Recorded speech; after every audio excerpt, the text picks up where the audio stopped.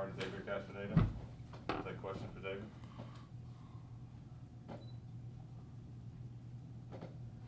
X, following the UCF game where you got off to a bad start and there were a lot of turnovers, what was the mindset coming into this game today?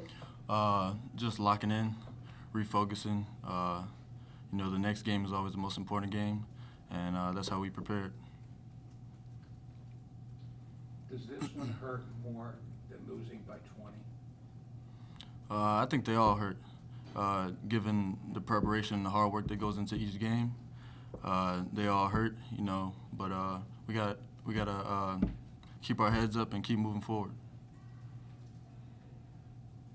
What coach said to you guys in the locker room after the game? He said we worked hard, a couple plays here and there, and it was the difference in the game and the outcome. So we just got to tighten up a little bit. Alston Shiz, their guard number 10, looked like y'all had trouble keeping him out of the lane. I mean, he's an outstanding player. He's a senior. What did you see from him? I mean, he's a good guard. He's very aggressive, things like that. But I think we fought hard tonight. This is definitely not the end. We're still pushing forward. So yeah. How do you feel your three-point shot is progressing through the season? You hit a big one in the first half. I give credit to my teammates. You know, they're getting me open, driving and kicking, things like that. But I'm definitely getting a little bit more comfortable as the season's gone on. Is there anything else for X? All right, thank you. Coach Brian Gregory, Coach, you give us an opening statement? Sure. I think first, two things before you talk about the game. I think first, you got to talk about Fran and last year at Temple and what he's meant to college basketball. No greater man, no greater coach. He's done an unbelievable job, obviously, at Penn and then taking over at Temple. I was fortunate to be able to compete against him in the A-10 as well. He just does things the right way. First-class guy all the way around. Obviously, a great coach. Is the success of the teams that he has speaks volumes, but he's always done things the right way, and guys have always gotten better. Guys have graduated. College basketball is going to lose out on one of the true gems of this profession. I didn't want to give him the win today, but it's still, great guy. And then the second, obviously, it's a great day for college basketball with the autism awareness. Obviously, a lot of stories done on our program regarding that. It's very important nationally, but it holds a little more importance in our program. I think that it's a great opportunity today, not only to raise awareness, but also acceptance. It's changed dramatically over the years, the acceptance of, young boys and girls along the spectrum along the autism spectrum. And we see it every day, with a couple of guys that are part of our program, very integral parts of our program. So it's a great day for that. Again, a hell of a game. We've played them now 80, 90 minutes. And it's been a 3-point difference, So we did some good things. I think we got back to, kind of our identity, playing with some toughness and physicality on the glass, which was good to see. Making some big plays, critical plays. Offensively, again, we got to grind it out on defense and rebounding, and our offense clicks in here and there, and that's kind of what happened again today. Probably a couple things. We turned the ball over a little too much, especially in some critical spots. And give them credit. They made some plays. To win that game, you got to make some plays, and what ends up happening, if you analyze it, they made probably one more play than we did. And that's the difference. And it's a bitter pill to swallow at the same time. Our fight and our execution of some of our game plan stuff was really, really good today. So we just got to keep moving on. Coach, did you get an explanation from the officials on that shot clock violation? Because on the review, it looked like the ball did hit the rim when Michael tried to take it in. Well, they said it hit the rim after the clock went off, which was, I mean, that's what they said. There's nothing I can do about it. So I have to look at it, when I go upstairs. But that's what they said, that the ball did hit the rim, but it was after the horn blew. Coach, what was the talk in the locker room after a tough loss? What did you say to your squad? Well, I mean, you just talk to, obviously, again, you're honest with the guys, and people are going to say the 2 free throws at the end, but, and you've heard this before, that didn't cost us the game. You know what I mean? Yes, if he makes both, we win the game. But, we made 6, 7, 8 critical errors, which is part of the game. They made errors too. They let Quincy go down and get a layup to tie the game. So you talk about that stuff just real quick because, again, our guys, they're playing games in February that actually mean something. No one's ever done that. You know what I mean? They've never been in those situations before where they're critical games. David and JB last year in February, we were just trying to survive.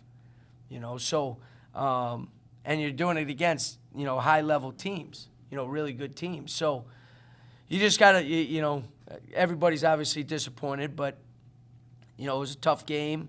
We made enough mistakes to cost us the game, and I guarantee Franz in his locker room's figuring out that they made enough mistakes to cost them the game too. Shiz Austin's a great free throw shooter. He goes 5 for 9. He's shooting like 88%.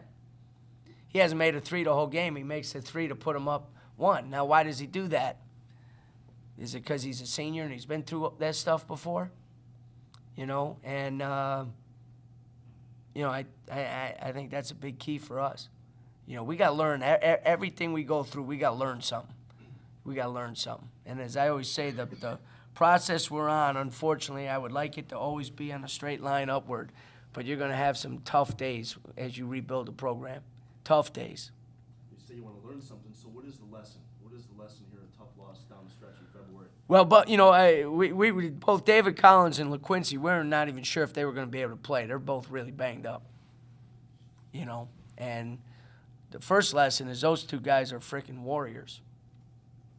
And then Lex is still rusty from his week off, but, he's rusty shooting the ball. But he's not rusty on the glass. It's the second straight double-figure rebound game. And if you get double figures against Central Florida and you get double figures against Temple, you're a high-level rebounder because guys at Temple, those are some tough suckers right there, man. They're tough kids.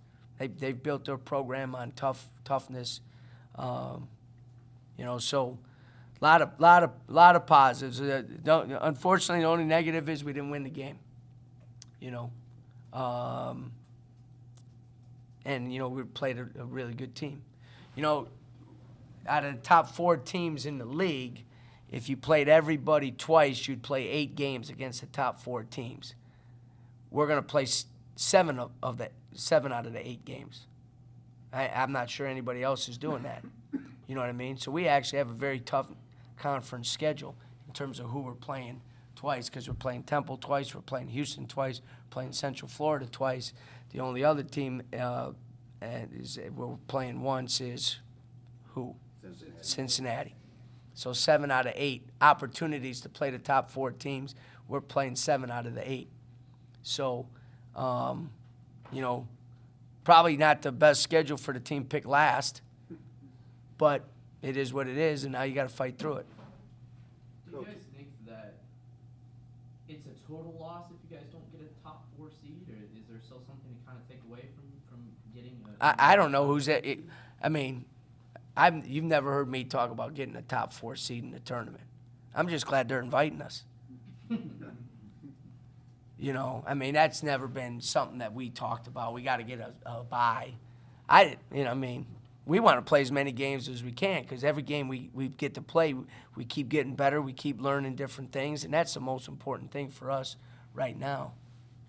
Young guys do it, especially at this stage, young guys hit a physical and mental wall. How do you feel about your group right now? You feel like they're... Well, did it look like they had a physical or mental wall out there?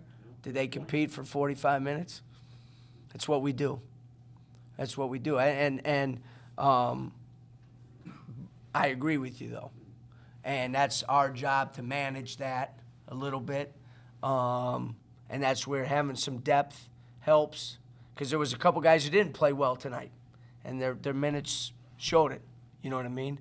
They can't you can't come in and foul right away and give up an offensive rebound on a free throw cutout.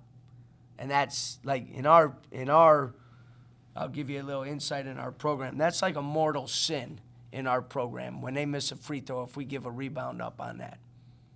And we gave up 3 in the second half. So out of all the things I'm disappointed in, that's the biggest one. You say, well, you lose games because of that. Coach X was in here a few minutes ago. Yep.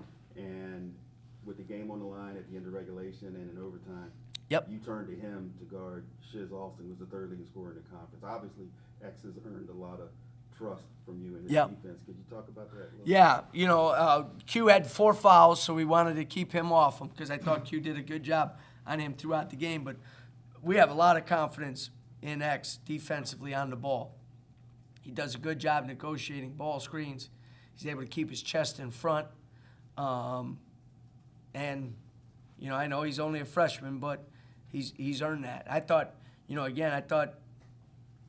at this time of year, we got to get some guys playing a little better, in terms of going into the end of the season. I think X is one of those. I think TJ played better today. Hopefully, the next game he, continues that, gets that little bit of momentum heading into those last 5 conference games that we got. So, but I have a ton of confidence, and the guys have a lot of confidence in X on the ball defensively. You got to remember, when we were full practicing, every day he'd go against LaQuincy or David. One of the marks when you have a good program is guys get better because of who they're going against every day. And I think X is a beneficiary of that. Coach, you talked about last year. At this time, you were 7-19. This year, you're playing meaningful games. In your mind, what's the one thing that's turned this thing around? We got competitive kids. They compete every day. And part of being competitive is they want to be coached, so I can coach them. I coach them hard. They know we love them and care about them, and we have their best interests in mind, so you can coach them. But they're competitive kids, and they're competitive amongst each other. They're competitive in the games, and every day they're competitive amongst themselves in terms of trying to get better. They've bought in that the number one ingredient is we compete. We compete. We're not, believe me, we got a long way to go. We got to get more disciplined, and we got to tighten up our skill level and all that stuff. But, no one, proudest thing I am of this team is when the other team's done playing us, they know they played somebody that competed for 40 minutes. They felt us out there a little bit, and so that's where we were at. That's a huge step. That's a huge step. Now we need to turn that into, and we've turned it into, 17 wins now. We need to, keep getting better so we can turn it into some more wins. Coach, you have a game on Tuesday against Florida College. Lower level team dealing with some injuries. How are you going to manage the minutes between Q, DC? Yeah, I mean, if guys are banged up, they probably won't play, but that would be a good thing because we got, like I said, we got some young guys that need some minutes and play. The best thing for us is play. We'd be practicing that day anyways, you know what I mean? And, I want to give our guys, as I said, when we announced the game, the opportunity to play the legitimate number of games. And it's a good opportunity for guys to step in. And again, guys who played a little better today, I expect them. It'll be my expectation for them to play very well on Tuesday. Coach, is this one of those games where 2 in the morning you'll still be going, replaying plays in your mind? Is this a hard one to just walk away from for you? Yeah, I mean, when you want something bad, and we all do, those are hard nights. But I'll